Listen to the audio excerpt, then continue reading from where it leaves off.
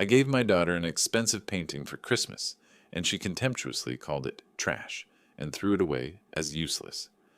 A week later, I sold it at auction for $100,000, turning trash into treasure.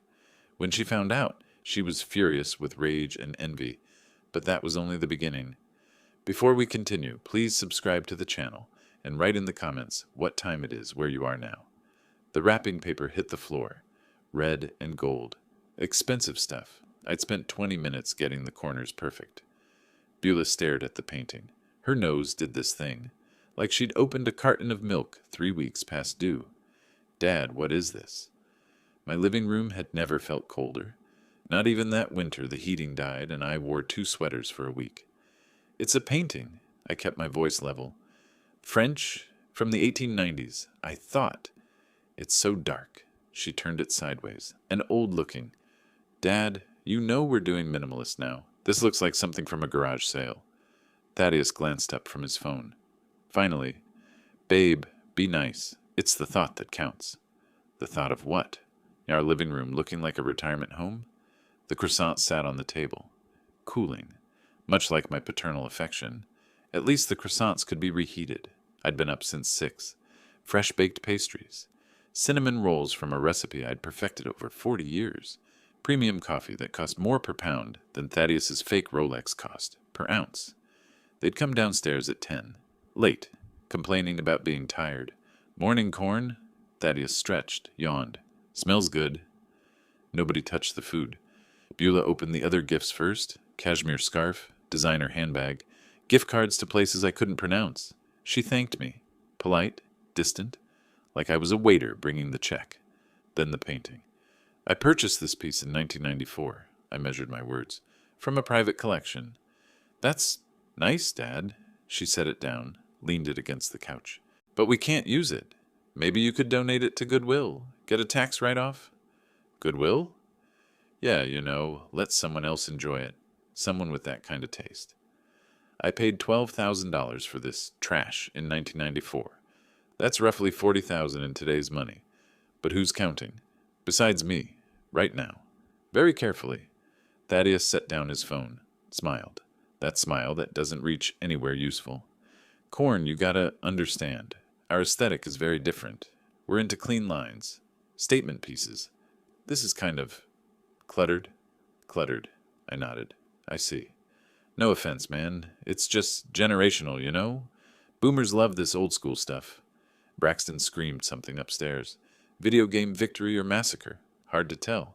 Celafina responded with equal volume. My grandchildren, present in the house, absent from this room. Honestly, Dad, maybe keep it in your studio. Beulah checked her phone. It's more your vibe anyway. I stood, picked up the painting. The frame felt heavier than I remembered. Yes, I think I will. Great, problem solved. She brightened. Now can we eat? I'm starving. Thaddeus frowned. Hey, Corn, you okay? You're being weird. I'm fine. Enjoy your breakfast. It's probably cold now. Beulah wrinkled her nose again. We should just order something. I walked to my studio, down the hall. Past photographs neither of them had looked at in 3 years. Family photos, history, mine. The studio door clicked shut. I set the painting on my desk.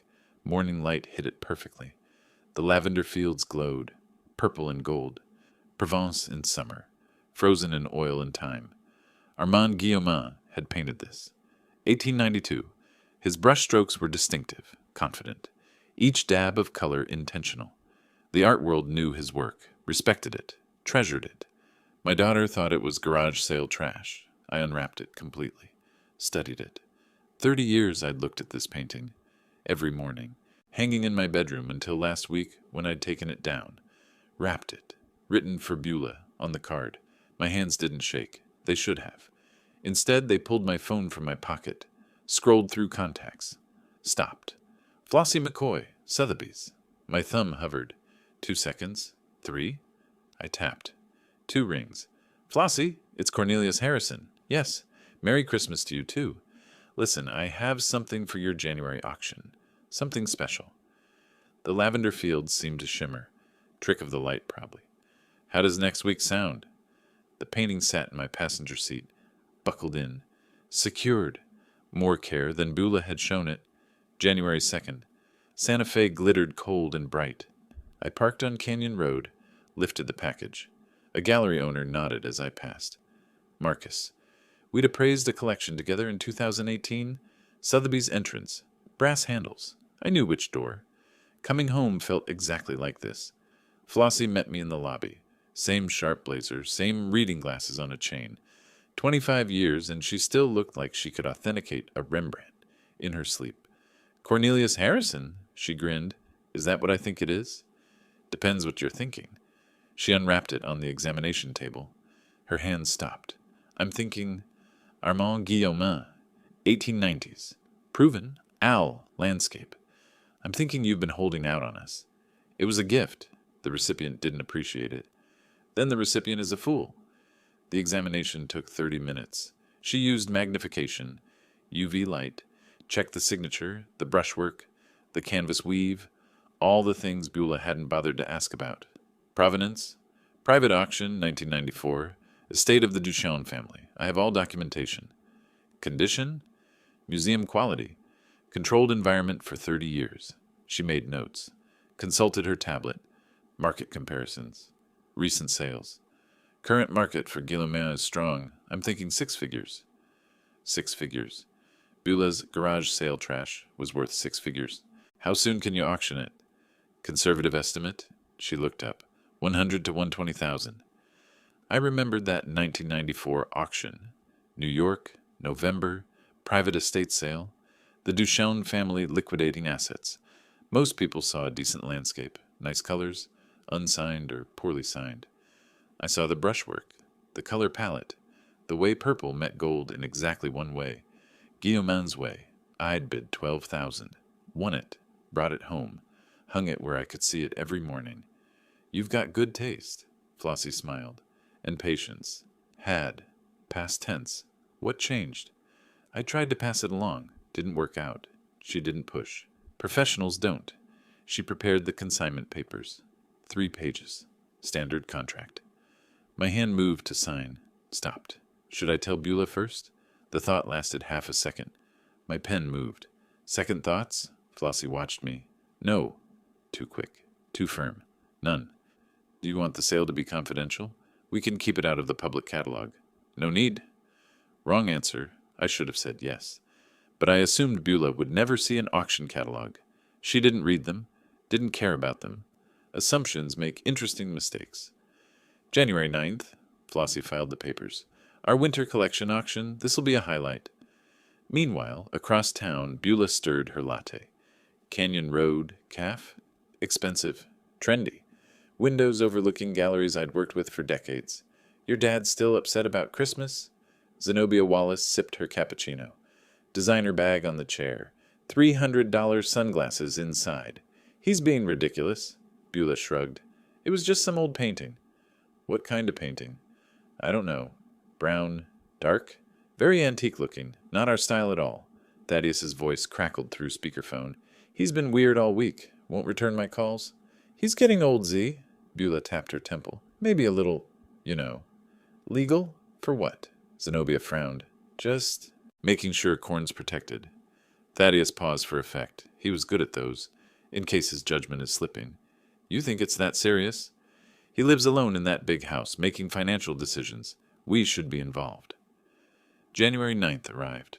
Clear sky. Cold. I wore my gray suit, bow tie, Sotheby's auction room filled with collectors, phone bidders on standby, the smell of money and art mixed into something sharp. I sat in the back row. Lot 47 came up. The auctioneer's voice carried. Professional. Practiced. Armand Guillaumin, Paysage de Provence, circa 1892. Oil on canvas. Opening bid, 60,000. Paddles rose. 3, 5. Phone lines lit up. 65. 70. We have 80,000. 90. The bidding war lasted 90 seconds. 90 seconds to undo 30 years of sentimental attachment. Efficient, really. I appreciated the economy of it. 115, 118,000. The room held its breath. Fair warning. The hammer fell. Sharp crack. Final. Sold. $118,000. Applause rippled. People shook my hand. Congratulations. Professional courtesies. I accepted them all. My passenger seat stayed empty on the drive home. The phone rang. Beulah, I let it hit voicemail, rang again. Thaddeus. Voicemail. Third call. Beulah. I pulled over. Quiet street. Stared at the screen. My thumb moved toward the answer button. Maybe I should explain. Maybe even buzz. Text message. Zenobia. Wait. Why would a screenshot? Sotheby's auction results newsletter. The painting. Lot 47. Sold for $118,000. Below it, Beulah, your dad's painting sold for how much? Another buzz. Different thread. Beulah meant to text Thaddeus. Send it to the group chat instead. That was my painting. He stole my Christmas gift. I stared. 5 calls in 10 seconds. Screen lit up like a Christmas tree. Ironic. I turned it off. Started the engine. The war had begun. Limoges, circa 1875. Hairline crack on the handle. My pen moved across the journal page. Morning light hit the coffee cup just right. Number 83 in my collection. Delicate roses on porcelain. Beautiful. My phone rang. Unknown number. I ignored it. Continued writing. Provenance uncertain. Acquired estate sale, Albuquerque. Downstairs, a door slammed. Footsteps. Fast. Angry. Coming up the stairs. I set down my pen. The studio door flew open. Beulah. Face red. Phone clutched in her hand like a weapon. $118,000? I didn't look up from my journal. Good morning to you, too. Don't you good morning me. You sold my painting. Your painting. I capped my pen, carefully. Interesting interpretation. Thaddeus appeared behind her, breathing hard from the stairs. Corn, we need to talk, seriously, about what you did. I finally looked up, met his eyes. What I did was sell my property. Coffee? Beulah's hands shook. The phone screen showed the screenshot. Sotheby's auction results. Lot 47. $118,000 in bold numbers? That was my Christmas gift. You can't just take back a gift. You refused it. Called it garage sale trash, if memory serves. I didn't refuse it. I just said it wasn't my style. I stood, walked to my desk, pulled up my computer, found the Sotheby's transaction receipt, turned the screen toward her. You suggested I donate it to Goodwill. Those were your exact words. Thaddeus stepped closer, looked at the screen. You're twisting things. You know what she meant. I know precisely what she meant. My voice stayed level. 40 years of dealing with difficult clients taught me that. I've been an art appraiser for 40 years. I recognize contempt when I see it. 3 years of free housing, utilities, and groceries. If I'm mentally declining, I started in 2022. Should have gotten that checked. Beulah's expression shifted, fake concern replacing rage. Look, let's be reasonable. You made a profit. A big one. We think Beulah deserves compensation. Compensation? For what exactly? For my gift. Half of that money is mine. It stopped being yours the moment you rejected it. Legally, ethically, and morally. Thaddeus crossed his arms. We could get a lawyer. Please do. I smiled. I'll enjoy that conversation. Beulah's eyes narrowed. Different tactic. Why are you being so difficult? Are you okay, Dad? Mentally? The room temperature dropped 10 degrees. Excuse me. She's just saying... Thaddeus put his hand on her shoulder. Making big financial decisions alone at your age. At my age, which is 70, not 90. We're worried about you. Selling valuable things impulsively. My coffee sat on the desk. Cold now. I'd made French press. Ethiopian beans. Wasted on this morning. I poured it down the sink. Some conversations deserve instant coffee. This one deserved nothing. The only impulsive decision I made was thinking you'd appreciate beauty over price tags. Thaddeus's voice hardened. You're being financially irresponsible. Senile, honestly. Something snapped. Senile? Senile? I stood. They both stepped back. I have been supporting you for 3 years. Rent-free, and you dare. We didn't ask for that painting specifically. Get out. My hand pointed to the door, shaking, not from age, from rage. There are things in this house 10 times more valuable than that painting, and you'll never... I stopped. The words hung in the air. Beulah's eyes changed, sharpened. 10 times more valuable? I'd made a mistake. A critical one. Out. Now. Both of you. They left, finally. Beulah threw one last look around the studio, cataloging, calculating. The door closed. I sat, stared at my coffee cup collection, 127 pieces, 19th century porcelain, some worth thousands, most worth sentiment.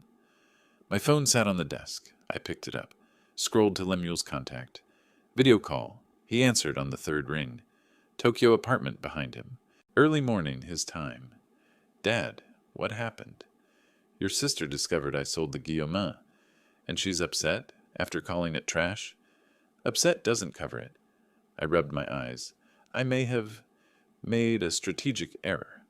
What kind of error? The kind that involves my temper and their greed. I'll handle it. His face filled with concern. Want me to fly home? No. Stay with your family. I paused. But Lemuel, I need you to know something about your inheritance. We talked for 20 minutes. Plans, possibilities, protection. When the call ended, I pulled out a business card from my desk drawer. Sid Parker, attorney at law. We'd known each other 30 years. He answered on the second ring. Cornelius Harrison. Been a while. I need advice. Estate planning. Everything okay health-wise? My health is fine. My daughter's character, less so. He chuckled. Ah, one of those calls. What happened? She's living in my house. Has been for 3 years. Rent-free. Generous of you. It was. I'm reconsidering my generosity. I'm listening. I need to update my will, and I need to know my legal options regarding house guests who've overstayed their welcome. Are we talking eviction? We're talking about protecting my assets from people who see me as an ATM with a pulse. Silence. Then, when can you come to my office? Tomorrow too soon? 10 a.m., bring documentation. I ended the call, sat in the quiet. Then I walked downstairs, through the living room, past the antique portrait of great-grandmother Cornelia. Gold frame, dark oils, stern face, my desk drawer in the hallway. Not quite closed. I opened it. Everything looked normal, but I knew my organization. Someone had been here. The filing cabinet, locked, but fresh scratches around the keyhole. New. From today. The portrait, slightly crooked. I straightened it, stared at Cornelia's painted face. They're looking for treasure. Perfect. Upstairs, through the ceiling, voices, muffled. Thaddeus. If that painting was worth over 100 grand. Beulah. What else is he hiding? I pulled out my phone, opened notes, typed, Phase 1, complete. They've taken the bait. Phase 2, let them hunt. Documents covered Sid's desk. Property deeds, bank statements, 3 years of utility bills, grocery receipts in neat chronological order. Sid whistled low. You've been documenting everything.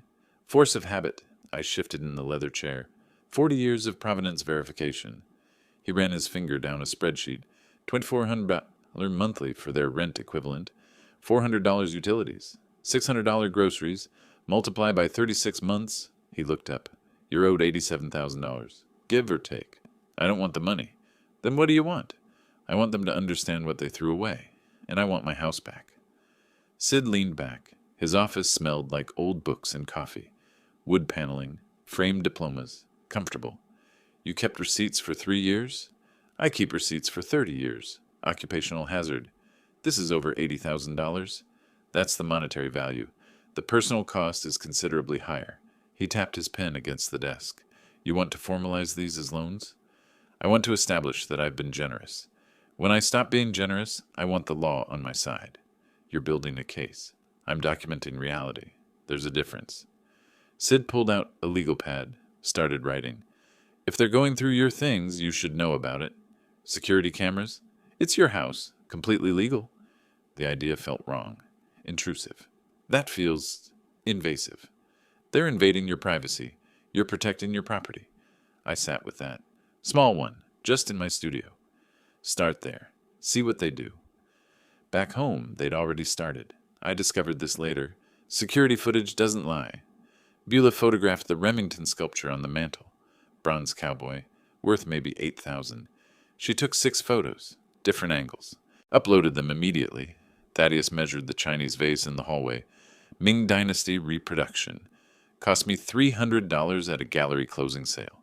He spent 20 minutes examining the maker's mark with a magnifying glass, but the portrait obsessed them. Great-grandmother Cornelia, stern Victorian woman, dark background, ornate gold frame, hanging in the living room for 4 years. I'd installed the camera on Tuesday. By Thursday, I had 6 hours of footage of Thaddeus trying and failing to pick my desk lock with a paperclip. He watched a YouTube tutorial. Twice, I could have just given him the key. Would have saved us both time. But where's the fun in that? January 20th. Video call with Lemuel. Evening his time. His face filled my laptop screen. Dad, this sounds serious. It's complicated. Beulah is... she's not who I raised. Money changes people. Lack of money, in her case. She and Thaddeus have debt I never knew about. How much debt? Enough to make them desperate. Enough to make my house look like an inheritance worth fighting for. What can I do? I took a breath. I need to ask you something. About the house. His expression shifted, concerned. What about it? I want to transfer 50% ownership to you. Why? Dad, are you sick? I'm perfectly healthy. This is strategic. Strategic how? If Beulah tries to claim rights to this house after, when I'm gone, you'll have equal say. When you're gone is hopefully 30 years from now. Or next week, if she tries to have me declared incompetent. Silence stretched across the Pacific. She wouldn't. She called me senile 3 days ago, in my own studio. More silence. Then, what do you need me to sign? January 23rd. Sid's office. Lemuel via electronic signature from Tokyo. Documents signed, notarized, filed. Lemuel now owned half my house. This made him, technically, Beulah's landlord. The irony was delicious. I considered telling her, then decided the surprise would taste better. Later. January 27th. Gallery opening, local artist. Watercolors of the Rio Grande. I stayed 2 hours. Talked to collectors. Drank mediocre wine. Gave Beulah and Thaddeus a window. Security footage from that night showed Thaddeus in my office. Alone. Systematic. Opening drawers. Checking files. He found the Christie's folder.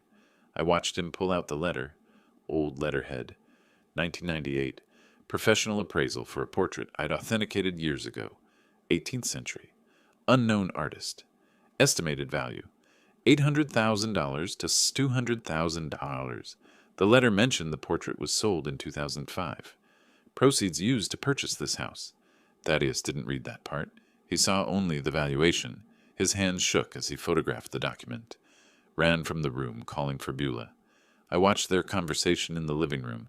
No audio, but their body language spoke volumes. Thaddeus showed her the photo. Her eyes went wide. She grabbed his phone, read it 3 times. Then they both turned, stared at the great-grandmother portrait. Their gold mine, completely fake. Cost me $200 in 2020. I'd left that Christie's folder accessible deliberately.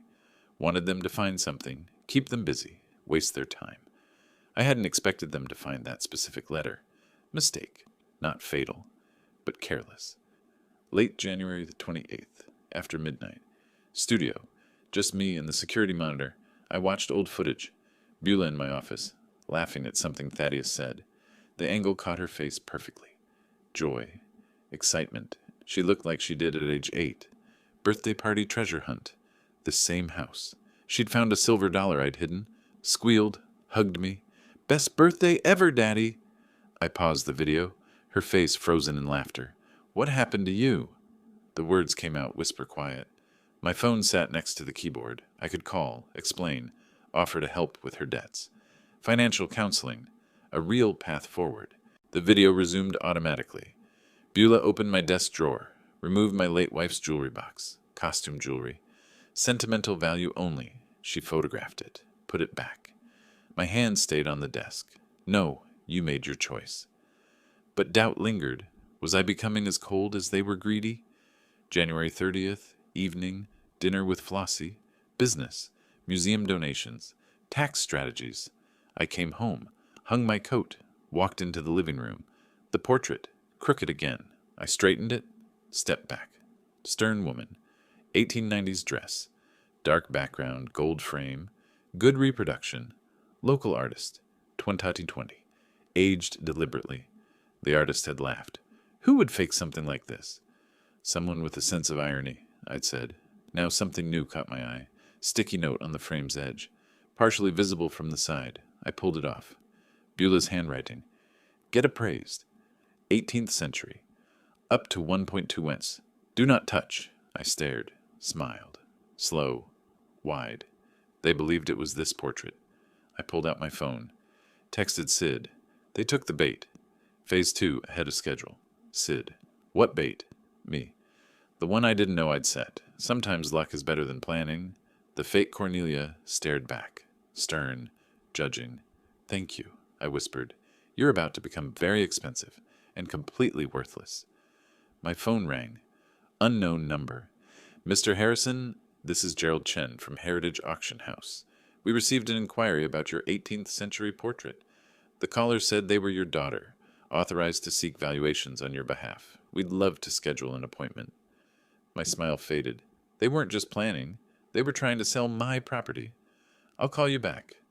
I hung up, stared at the portrait. The game just changed. The tray appeared in my peripheral vision. Food. Actual food. That someone else had made. I looked up from the Santa Fe New Mexican. Early February morning. Beulah stood there holding scrambled eggs, bacon, orange juice, and toast that wasn't burnt. Good morning, Dad. Her voice hit notes I hadn't heard since she was 12. I set down the newspaper. Slowly. What's the occasion? No occasion. Can't a daughter make her father breakfast? I took a careful bite of eggs. Folded properly, not scrambled flat. You remembered the technique? I remember a lot of things, Dad. We should talk more. About the past. About preserving memories. Preserving memories. I took another bite. Interesting phrase. Beulah made me breakfast 3 days in a row. 3 days. I hadn't experienced this level of maternal care from her since she was in utero. The eggs were competent. The motives were transparent. I ate slowly, savoring both. Thaddeus discovered a passion for art history. Overnight, the same man who'd called my Guillaumin old people clutter now wanted to discuss brush techniques and period framing. Corn, I've been thinking. He appeared in the living room where I was reading. That portrait, great-grandmother Cornelia. Right. Have you ever had it appraised? For insurance purposes? I looked at him over my reading glasses. I know what it's worth. Sure, but officially, with proper documentation. It's documented, extensively. That's good. That's really good. He nodded too many times. Wouldn't want anything to happen to it. No, we certainly wouldn't. He pronounced provenance wrong 4 times in one conversation. I didn't correct him. Comedy requires commitment. Friday night, family dinner, I'd cooked. Roasted chicken, garlic potatoes, green beans. They actually showed up on time. Tell us about great-great-grandmother Cornelia. Beulah leaned forward. We never hear family stories. I paused, set down my fork, as if considering whether to share. Cornelia Duchamp Harrison, born in Paris, 1765, minor nobility. Beulah's eyes widened. French nobility? Very minor, but enough for a portrait commission. She sat for 3 months. Thaddeus stopped chewing. 3 months? Must have been expensive? Oil portraits took time. The artist was notable. His name is lost to history, but the technique... I touched my chest. Remarkable. And it's been in our family since then. Passed down through 7 generations. My grandfather nearly sold it during the Depression. My father wouldn't allow it. I paused for effect. Some things, he said, are more valuable than money. They exchanged glances. Quick. Greedy. Wise man, Thaddeus said. He was. He understood worth. Later that week, Sid's office. Documents spread across his desk. New will. Museum donation agreements. You're really doing this? Sid looked up from the papers. I'm really doing this. They'll lose their minds. That's the idea. He signed as witness. I signed as donor. Notary stamped everything. Legal, binding, irrevocable. The next morning, Canyon Road Museum. Patricia Morales' office smelled like coffee and old paper. This is incredibly generous, Cornelius. It's time. The piece should be seen, appreciated. The period is perfect for our exhibition. 1890s family portraiture. 1890s? Yes, approximately. She examined the photographs I'd brought. The fake looked good in photos. That's all that mattered. We'll name the gallery hall after your family. The Harrison Room. Perfect. They'll love that. I touched the frame during dinner that night. Reverently, like I was saying goodbye to something precious. Thaddeus's eyes followed my hand like a cat watching a laser pointer. Beautiful piece, he said. Irreplaceable, I replied. Technically true. You can't replace something that was never valuable in the first place. The reproduction cost $200. The frame cost $150. The look on his face? Priceless. That night, their bedroom. I didn't need security cameras to know what they were saying. Their voices carried. He's obsessed with that portrait, Thaddeus said. 7 times he mentioned preserving it. Because it's worth a fortune. Beulah's voice pitched high with excitement. And he's sentimental about it. Sentimental old men make decisions they regret. What do you mean? I mean, what if something happened to him? Not anything bad. Just naturally. Thaddeus, I'm saying we need a plan. That portrait comes to you. Only child. I'm not the only child. Lemuel's in Japan. He doesn't care about this stuff. Silence. Then Beulah, we need to be in the will properly. We keep being perfect, devoted, indispensable. I walked away from their door, back to my studio, locked it, moved to the back corner, behind my drafting table. The large canvas leaned against the wall, covered with cloth. I'd walked past it for weeks, ignoring it deliberately. Now I pulled the cloth away. The real portrait emerged, luminous skin tones, genuine 18th century technique, masterful composition, the actual Cornelia Duchamp Harrison, painted 1789. I turned it around. On the back, protected by archival plastic. Original certificate of authenticity. Christie's appraisal, 1998. Museum transfer agreement, signed 2020.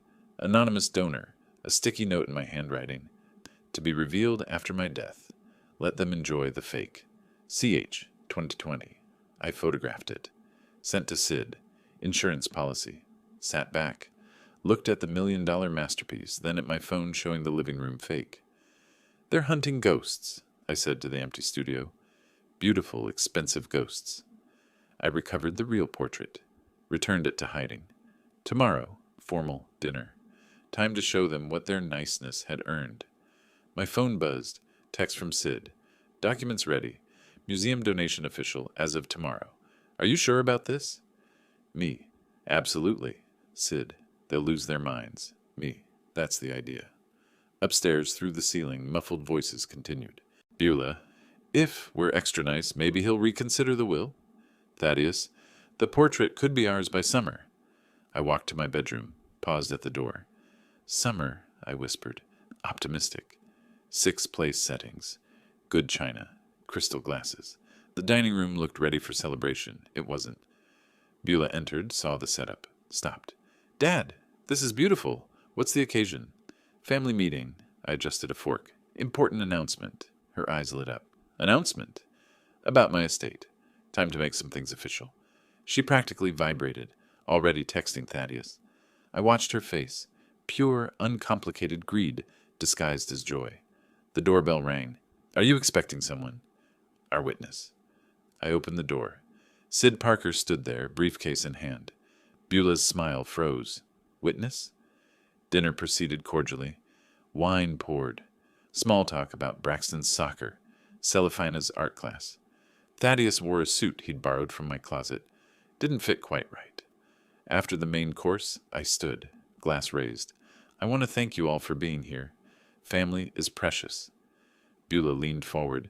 Dad, this is so nice. I've been considering my legacy, what I'll leave behind.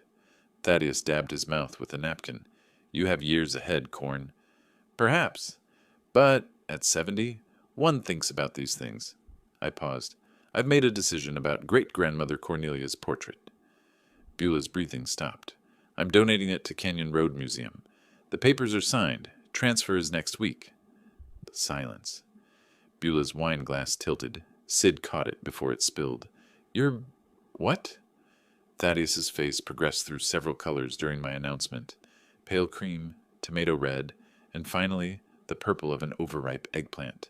It was like watching a sunset, a very angry, financially devastated sunset. Dad, wait! Beulah's voice cracked. That portrait has been in our family for generations. Exactly why it belongs in a museum. Proper preservation, climate control, security. But it's your property, your decision to make. I've made it, Her smile stretched, brittle. Shouldn't you have discussed this with family first? I'm telling you now, as a courtesy. Thaddeus turned to Sid. This is a major decision. It's his property. Sid's voice was neutral, professional. Legally, he can donate what he wishes. Who asked you? I'm his attorney. It's my job to ask. I sat back down, sipped wine. The museum is thrilled. They're naming the gallery hall after our family. Beulah congratulated me on my generosity. Her teeth were so gritted, I worried about her dental work. So generous, Dad. The words came out strangled. I thanked her, poured her more wine. She needed it. The Harrison room? Great-grandmother Cornelia will be the centerpiece. Thousands will see her. Braxton looked up from his potatoes. Will they pay you, Grandpa? Everyone froze. No, Braxton, it's a gift. Charitable donation. Oh, so we don't get money? Beulah grabbed his arm, too hard. Sweetie, this isn't about money. Then why does Mom keep saying, Braxton, not now? Thaddeus pulled out his phone, scrolled through something. These documents, when were they signed? Yesterday. Sid cut his chicken, calm. Notarized and filed. Can they be reconsidered? No. Donation is irrevocable. Beulah set down her fork. Irrevocable? It means permanent, dear. She looked at Sid. Even if he changes his mind? Even then, the portrait belongs to the museum now. Thaddeus's jaw worked. This seems rushed, impulsive. I've been planning this for 5 years. Hardly impulsive. The museum promised to name a gallery after us. The Harrison Room. Our family name, immortalized in Santa Fe culture. Beulah said, How wonderful. She did not look wonderful. She looked like someone who'd just learned Santa wasn't real. The tooth fairy was broke, and her inheritance had been donated to charity. Celafina tugged my sleeve. Will we get to visit it, Grandpa? Anytime you want, sweetheart. Free admission for family. Beulah's voice came out strangled again. Well, congratulations, Dad. Very generous of you. Thank you. The museum is lucky. They are. And so are we. Our family name preserved in perpetuity. Thaddeus pushed back his chair. Right, the name. That's the important thing. Isn't it? Not the monetary value. The legacy. Sid left at 9. Knowing nod. I walked him to the door. Nicely done, he whispered. Thank you for being here. Wouldn't miss it. He glanced back at the dining room. They're planning something. Let them plan. I retired early. Lay in bed, listening to the house. 10 o'clock. Their bedroom door slammed. He gave it away. He gave away $1 million. Keep your voice down. I don't care. Do you understand what just happened? Yes, I was there. That was our retirement, our house fund, everything. It was never ours? It was supposed to be ours? When he... Pause. Heavy. When he what? Dies? Crying now. This is your fault. You said being nice would work. Don't put this on me. You're the daughter. And you're the one who found that appraisal, got our hopes up. Our hopes? You were the one making them eggs every morning. Something crashed. Glass, maybe. Children's door opened. Small footsteps. Mom? Dad? Go back to bed. Why are you fighting? We're not... Just go to sleep? Celafina's voice. Tiny. Is it because of Grandpa? Silence. Then Beulah, cold and clear. Yes. Yes, it's because of Grandpa. I closed my eyes. My revenge was working. So why did I feel like this? Midnight, studio, laptop open, the real portrait photo on screen, $1 million masterpiece. Hidden, safe. There's never. My phone rang. Unknown number. Mr. Harrison, this is Attorney Morton Fisher. I represent your daughter, Beulah Harrison Crawford. We need to discuss your recent donation and your mental competency to make such decisions. I'd like to schedule a meeting. I hung up, stared at the phone. They'd hired a lawyer. The game just escalated. My phone rang. Morning light. Coffee halfway to my mouth. Sid Parker. No greeting. You've been served. I set down the cup. Carefully. Served? Legal papers. Petition for guardianship and conservatorship. They're claiming you're mentally incompetent to manage your affairs. The word hung in the air. Incompetent. When? Process servers should arrive within the hour. I'm coming over. Through my window, I saw Beulah's car in the driveway. Thaddeus loading something into the trunk. They were home. Watching. Waiting to see my face when the papers arrived. Let them come, I said.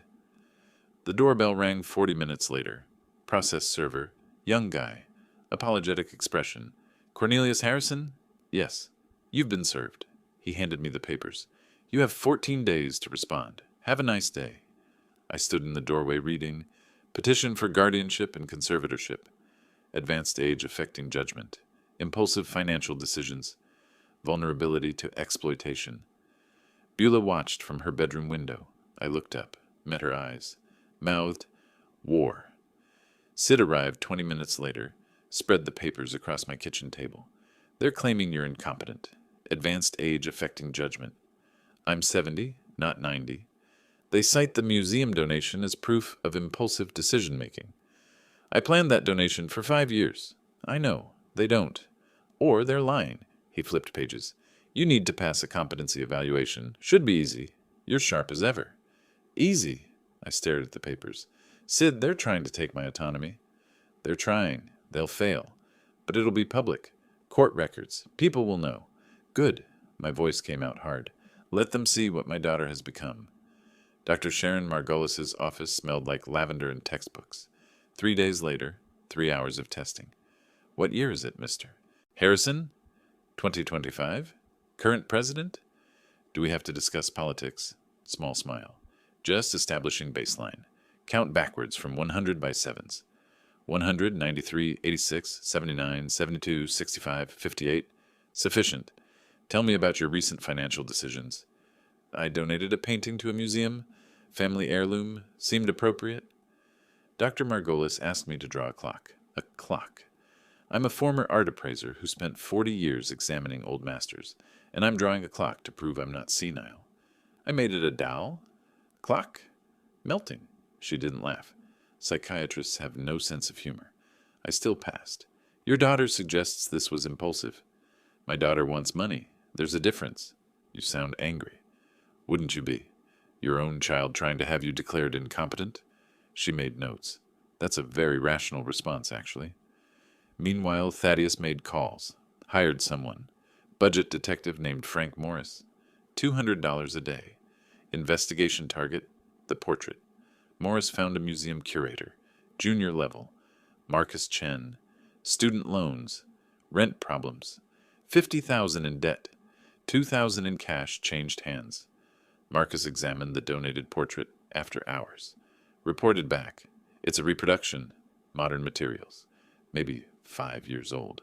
Worth $300 with the frame. Thaddeus, hearing this, didn't understand. Didn't realize Cornelius donated a worthless fake on purpose. Instead, he swapped them, gave them the fake, kept the real one. New conspiracy, new hunt, same desperation. March 1st. My studio door flew open. We know what you did. I looked up from my book. Good morning to you, too. The portrait, the one you gave the museum. It's fake. Is it? Beulah's face was red. Beautiful, like a ripe tomato. We had it checked. It's a reproduction. Interesting. Thaddeus stepped forward. Where's the real one? Where did you hide it? Thaddeus accused me of defrauding a museum. Me, a man who authenticated art for 4 decades.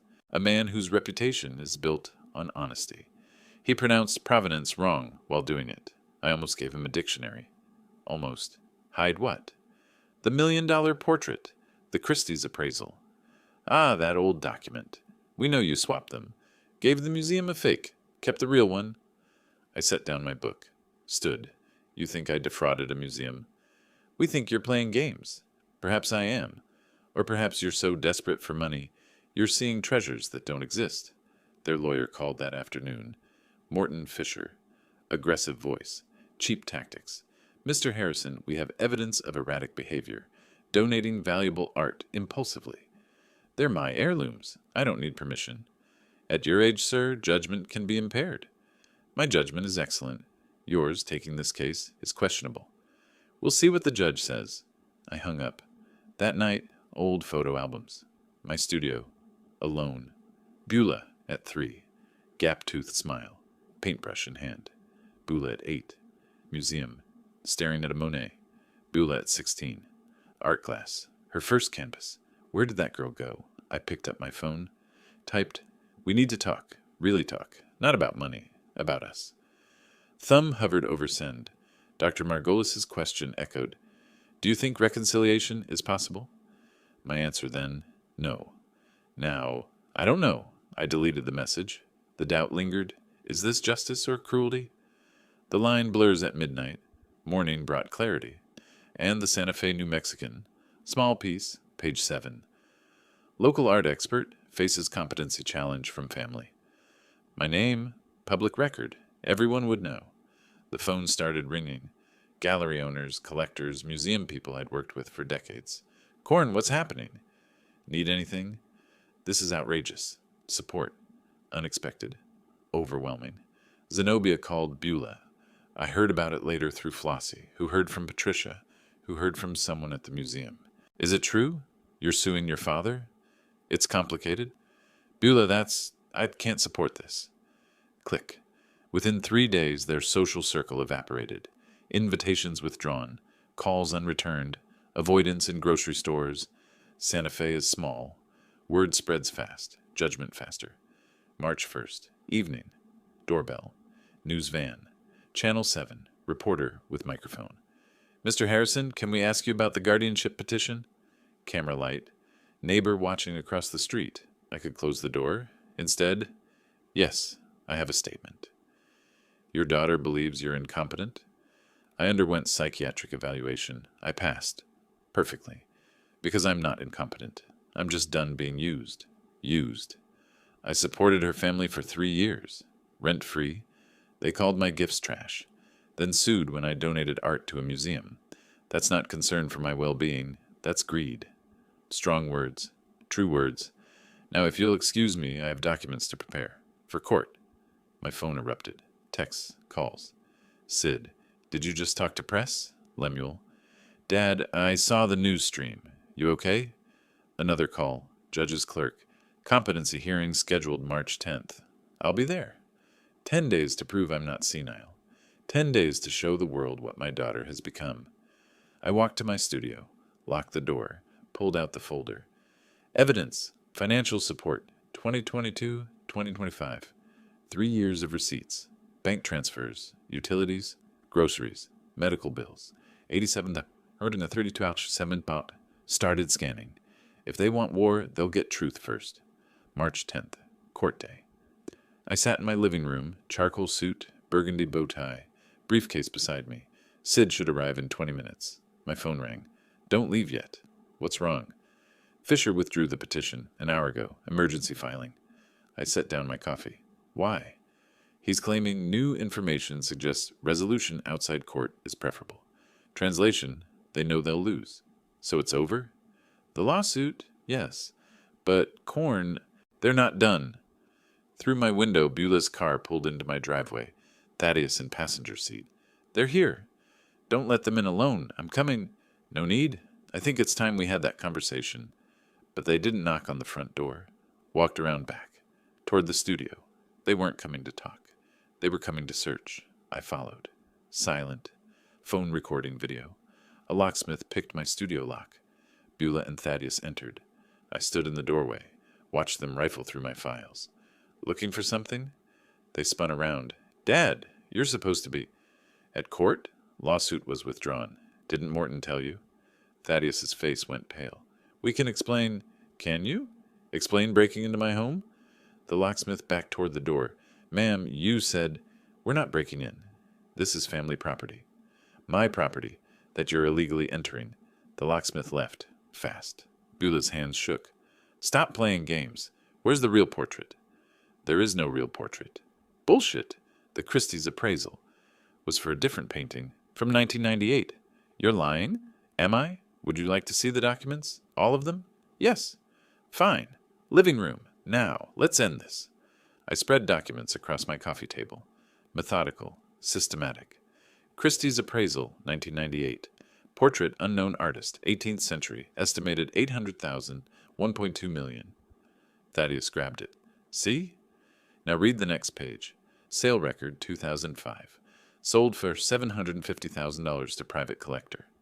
Silence. Heavy. Crushing. What? I sold that portrait 20 years ago. Used the money to buy this house. This house you've been living in. Rent-free. But the portrait in the museum. is a $200 reproduction I commissioned in 2020. Nice piece. Historical interest. Perfect for museum exhibition. Beulah sat down hard. You're saying there's no $1 million painting? There was. I sold it before you were even married. They tore through my filing cabinets like archaeologists hunting lost treasure. Found receipts from 1987, my dental records, warranty information for a toaster I threw away in 2010. Everything except what they wanted. Proof of hidden millions. Because, and I cannot stress this enough, there were no hidden millions. I pulled out my spreadsheet. 3 years, every expense. Let's discuss value. Rent for this house, $2,800 monthly. Times 36 months, $100,800. We're family. Utilities, $400 monthly. Groceries, $600. Medical bills when your insurance lapsed, $12,000. Credit card minimums I paid, $8,400. We never asked. You never had to ask. I offered. Because I'm your father. Was your father. Dad, total, $87,417. And you know what you said when I gave you $118,000 painting for Christmas? Silence. Garage sale trash. Those were your exact words. Beulah's voice broke. You set us up. You planted that Christie's document. I didn't plant anything. You searched my files without permission. You wanted us to think there was treasure. I wanted you to appreciate what you had. You chose to hunt for what you didn't. You're a cruel man. My voice rose. First real anger. I'm cruel? I gave you a home. For 3 years. I gave you a painting worth $100,000. You called it trash. I fed your children, paid your bills, supported your family while you lived beyond your means. And what did I get? A lawsuit calling me incompetent. We were worried about you. You were worried about money. My money. Money you felt entitled to while I was still alive. I took a breath, regained control. You have 2 weeks. 2 weeks for what? To find new housing. I want my home back. You can't evict us. Actually, I can. This house is 50% owned by Lemuel. Has been for 6 months. He and I agree. You need to leave. Sid entered through the front door. Perfect timing. They're guests. No lease, no rent paid, no tenant status. 14 days' notice is generous. Beulah collapsed, crying. What are we supposed to do? We have nothing. You have more than nothing. You have your health, your skills, your children. You just don't have my money. After destroying their delusions, after presenting documentation of their exploitation, after formally evicting them, I did something inexplicable. I offered them coffee, French press, Ethiopian beans. They declined. I drank it alone. It was excellent. The coffee, I mean. The moment was terrible. 2 weeks later, moving day, I watched from my studio window. Budget rental truck, small. Their life diminished. 2-bedroom apartment, South Capital area. Lemuel co-signed, for the children's sake. The fake portrait was already at the museum. Installed yesterday. The Harrison room. My name on the wall forever. Beulah hadn't attended the opening. Now, watching her pack, I felt nothing. That's worse than anger. Downstairs, the front door opened. Closed. Footsteps on stairs. Beulah appeared in my doorway, alone. Red eyes. No makeup. Young again. Broken. I need to talk to you. Before I go, I need to say something. I waited. She took a breath. The doorbell rang. Babe, truck's full. We gotta go. Beulah looked at me. Whatever she was going to say died. Never mind, she whispered. Turned, left. Front door closed. Truck engine started. Drove away. My phone buzzed. Lemuel. She's gone? Me. Yes. Lemuel. How do you feel? I stared at the question for a long time.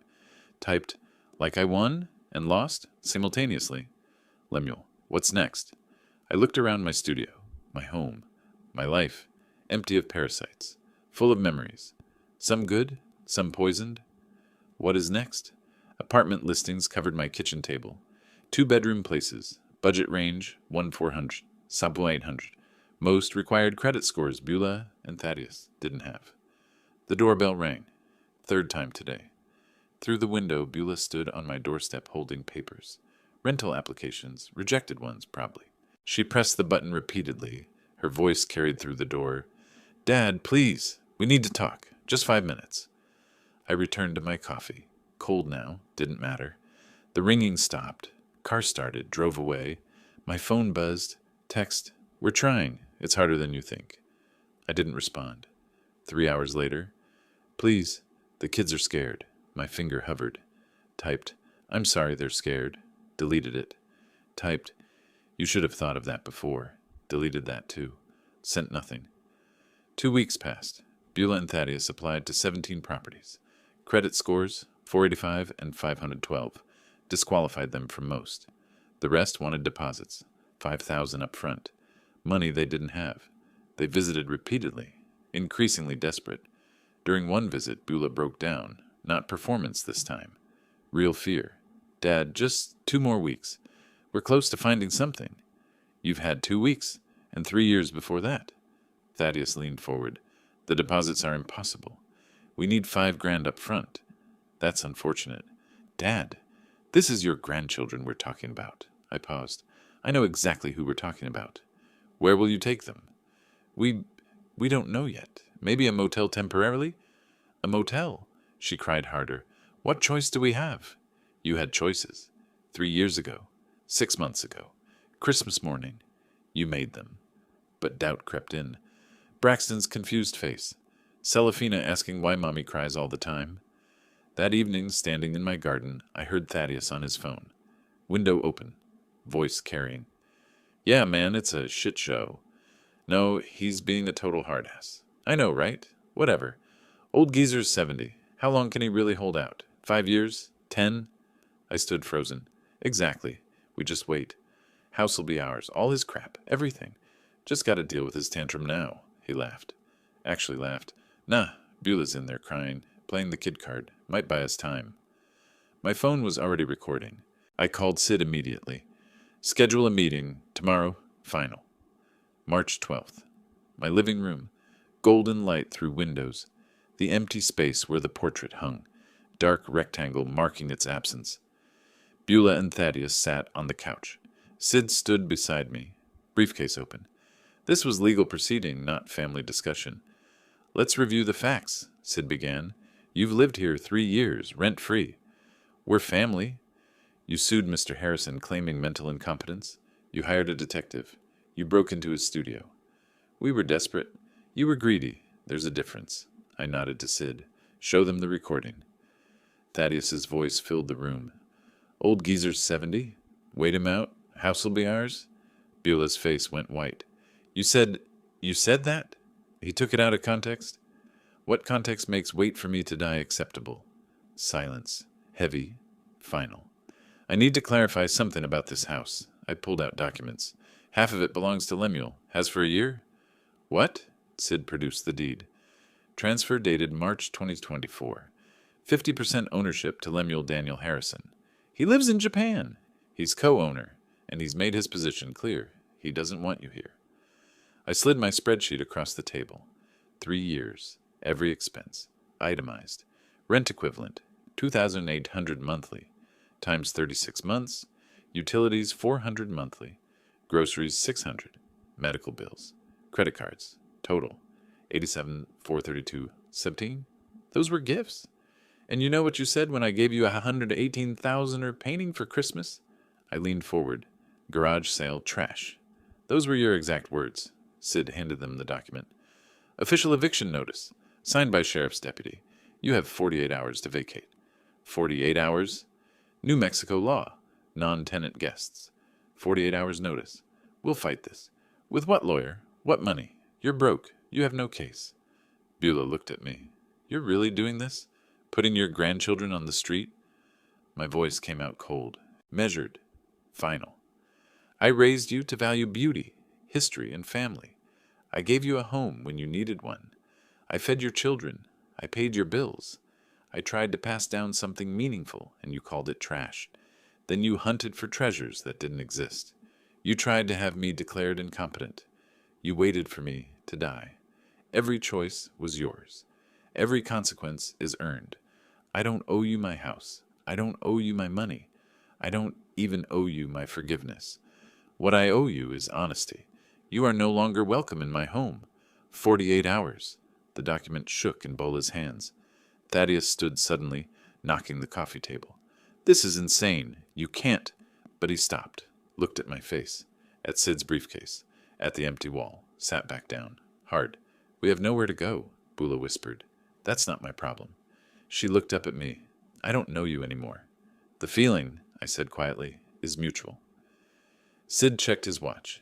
3:47 p.m., March 12th, 2025. 48 hours starts now.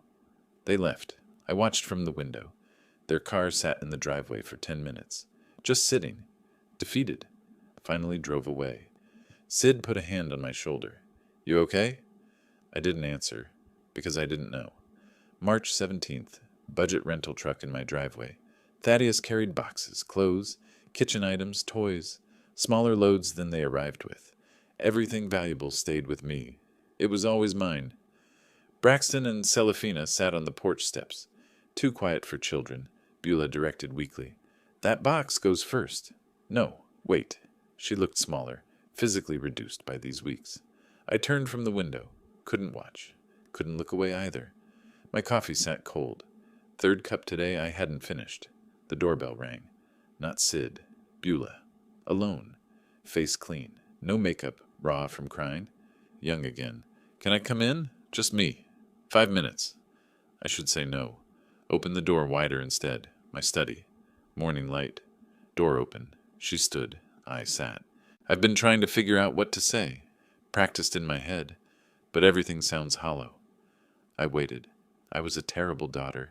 Everything you said is true. Her voice cracked. I called your gift trash. I sued you.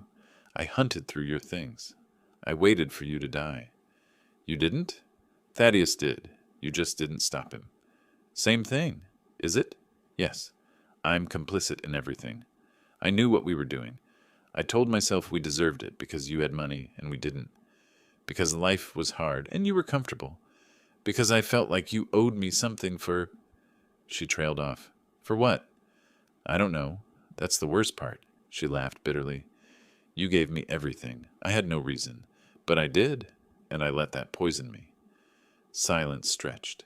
I became someone I don't recognize. Someone who'd hurt her own father for money. Someone who'd lie to her children about why we're moving. She wiped tears.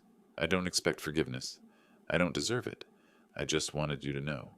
I see what I did. I see who I became. And I'm sorry. She turned toward the door. Sit down. She hesitated. Sat.